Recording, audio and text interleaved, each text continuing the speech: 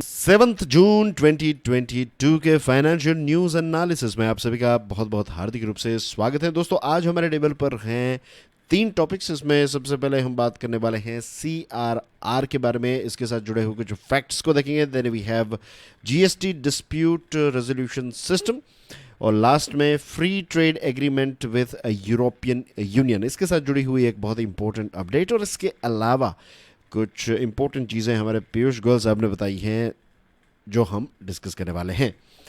आगे बढ़े उससे पहले फ्रेंड्स, प्लीज़ मेक श्योर कि आप इस लेक्चर को दूसरे लोगों के साथ, दूसरे स्टूडेंट्स के साथ शेयर ज़रूर करें। There are thousands of students out there जिनको इस सीरीज़ के बारे में पता ही नहीं है, तो उन तक इस सीरीज़ को पहुंचाने का काम जो है वो मैं आपके रिस्पॉन्सिबल शोल्डर्स पर छोड़ रहा हूं। Let's start with the first topic. Banks जो हैं उन्होंने सेंट्रल बैंक यानी कि रिजर्व बैंक ऑफ इंडिया को ये रिक्वेस्ट की है कि जो आने वाली मॉनिटरी पॉलिसी है, राइट, जो बाई मंथली मॉनिटरी पॉलिसी है, उसमें ये CRR जो है इसको हाइक ना करें। ये एक रिक्वेस्ट जो है ये बैंक्स ने मिलकर की है। इनफैक्ट जो बैंक्स हैं, अलग अलग बैंक्स, उनका भी एक ग्रुप है, विल टॉक अबाउट इट। लेकिन इन्होंने यहाँ पर ये चीज़ जो है CRR यानी कि कैश रिजर्व रेशियो, तो इसको इंक्रीज न करने की रिक्वेस्ट जो है ये क्यों की है।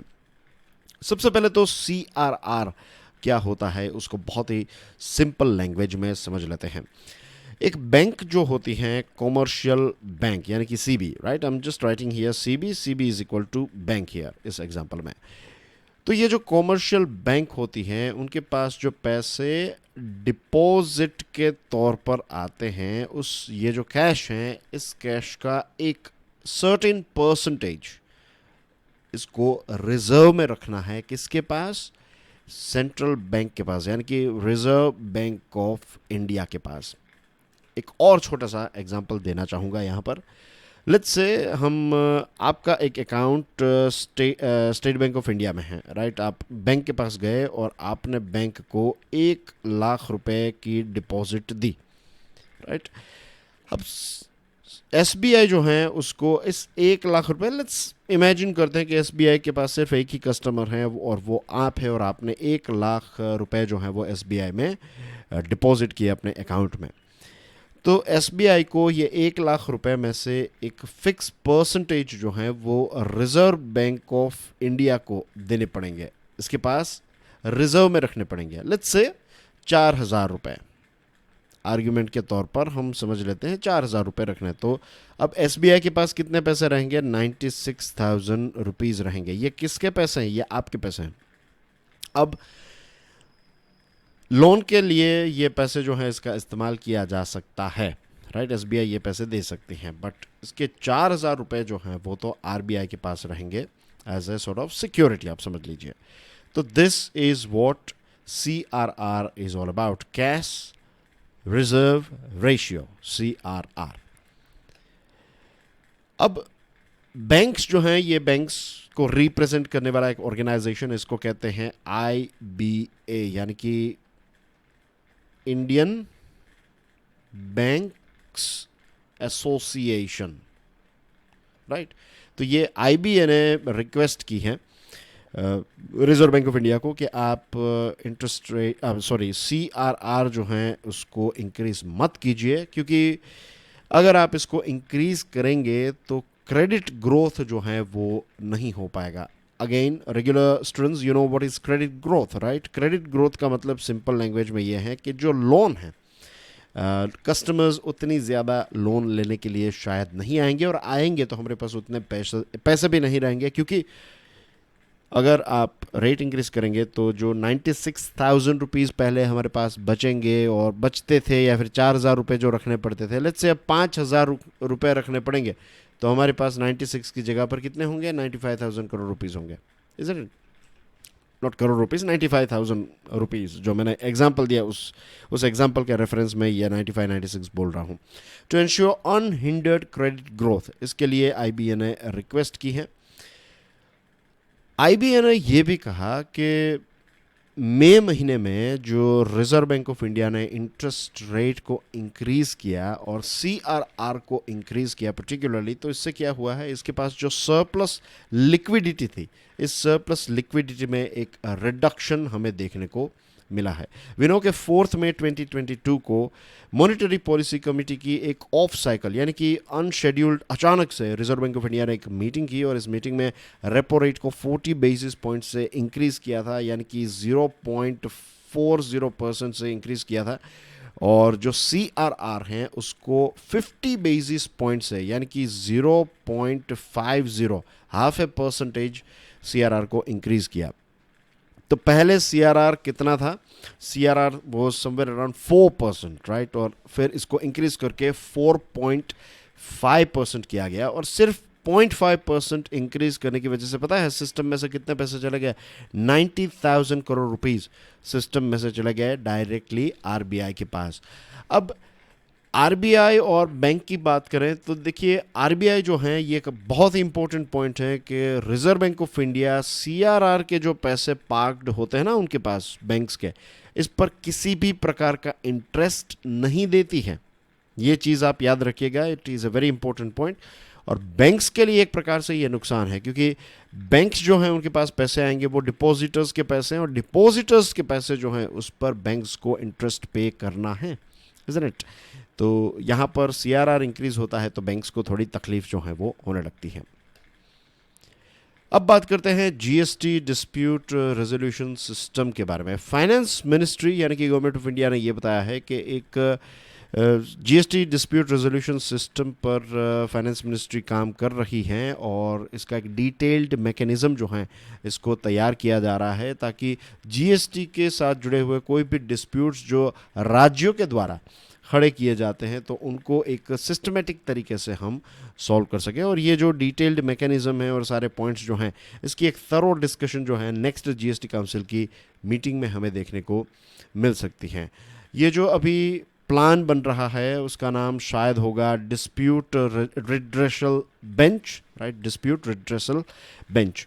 और इस बेंच में अलग अलग रिप्रेजेंटेटिव्स होंगे, जैसे कि राज्य सरकारों के रिप्रेजेंटेटिव्स होंगे, सेंटर के रिप्रेजेंटेटिव होंगे, independent law and tax experts होंगे जिनका लेट्स से लीगल क्षेत्र में काफ़ी अच्छा काम है या फिर अच्छा उनका अच्छा एक अच्छी पकड़ है, अच्छी नॉलेज है, इकोनॉमी के बारे में अच्छी एक ग्रिप होती है। तो ऐसे लोगों को भी इस independent law and tax experts की पैनल में ऐड ऑन किया जाएगा।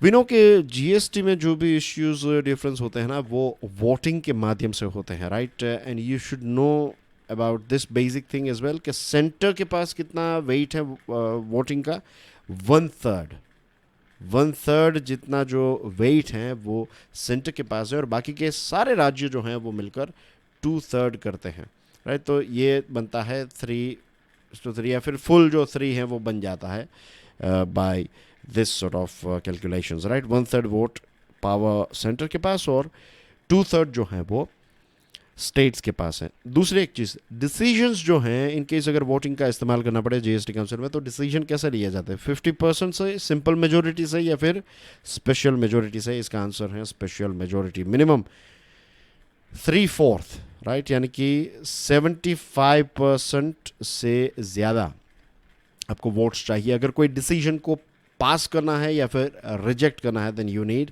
75%। इन केस अगर वोटिंग का इस्तेमाल किया जाता है तो, अगर नहीं तो फिर आप हाँ ना करके भी चीज़ों को जो है वो आगे बढ़ा सकते हैं। लेकिन अगर कोई डिमांड करे कि वोटिंग होनी चाहिए इस पर तो फिर इस प्रकार की चीज़ों को फॉलो करना पड़ेगा, राइट। अब बहुत सारे जो राज्य हैं, मीन्स उनका कहना है, बहुत सारे इन द सेंस खास करके जो अपोजिशन के राज्य हैं तो उनका कहना यह है कि बीजेपी पार्टी जो है वो सेंटर में भी हैं और बहुत सारे राज्य भी उनके कंट्रोल में हैं, तो इसकी वजह से वो GST में ये अपोजिशन स्टेट्स जो हैं उनका कुछ नहीं चलता है।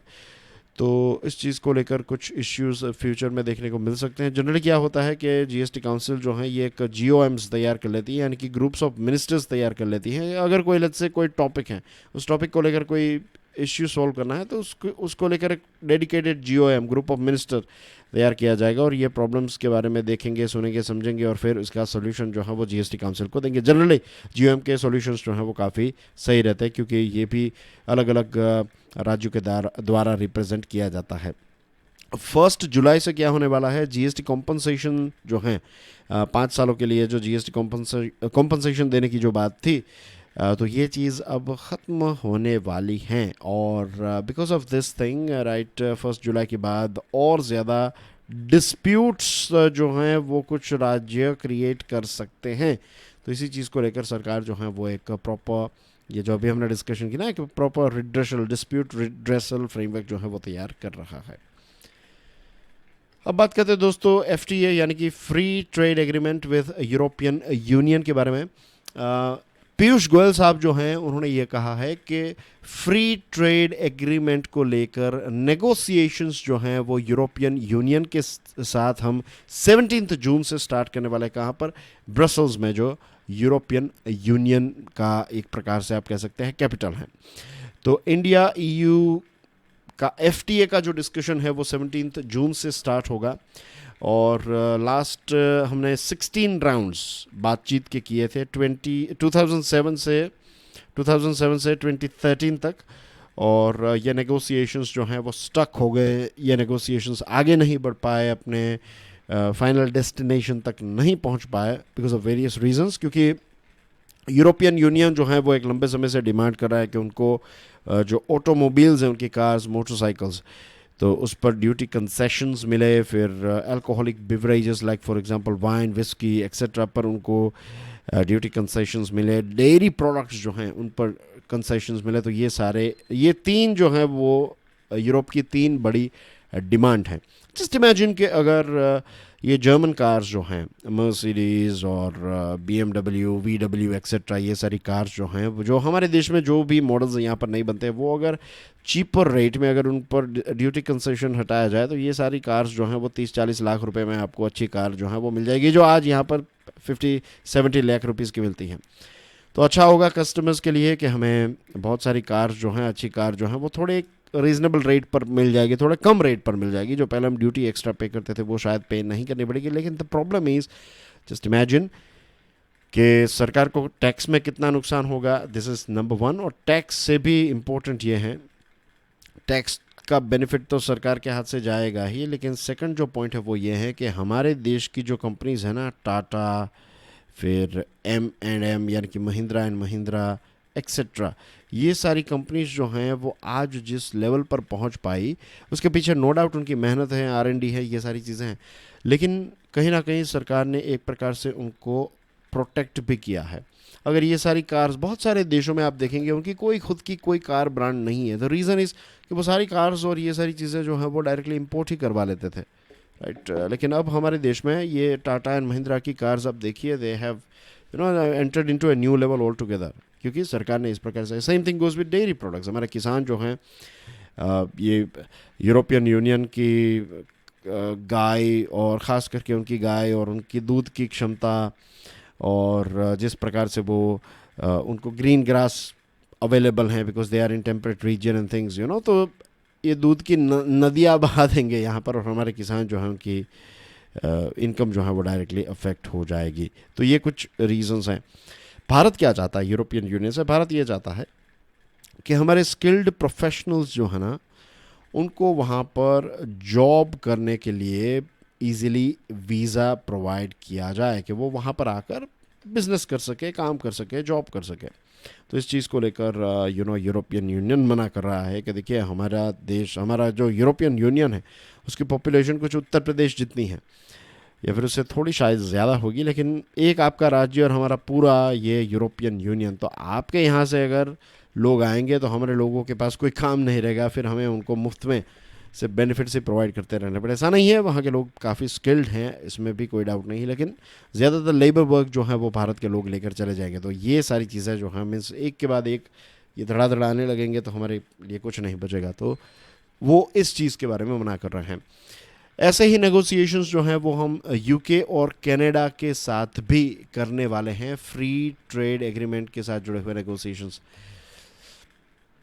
इसी के साथ पीयूष गोयल साहब ने ये बताया कि हमारा जो लक्ष्य है मरीन प्रोडक्ट्स हैं, तो उसमें भारत का लक्ष्य ये है। वो एक अलग लेवल की मीटिंग पर बात कर रहे थे, तो उन्होंने कहा कि हम हमारे मरीन प्रोडक्ट्स के एक्सपोर्ट को डबल करना चाहते हैं। फ़िलहाल हम 50,000 करोड़ के मरीन प्रोडक्ट्स को एक्सपोर्ट करते हैं, आने वाले 5 सालों में हम इसको 1 लाख करोड़ तक ले जाना चाहते हैं। वो marine products export development authority MPEDA जो केरला में है, तो उसमें एक इवेंट को एड्रेस करते हुए उन्होंने ये कहा। और इसके लिए उन्होंने कहा हमें चाहिए sustainable fishing, ensuring quality and variety of fishing and marine products, promotion of coastal shipping and aquaculture, और जो एंटायर फिशरीज इकोसिस्टम है उसको हमें सपोर्ट करना पड़ेगा।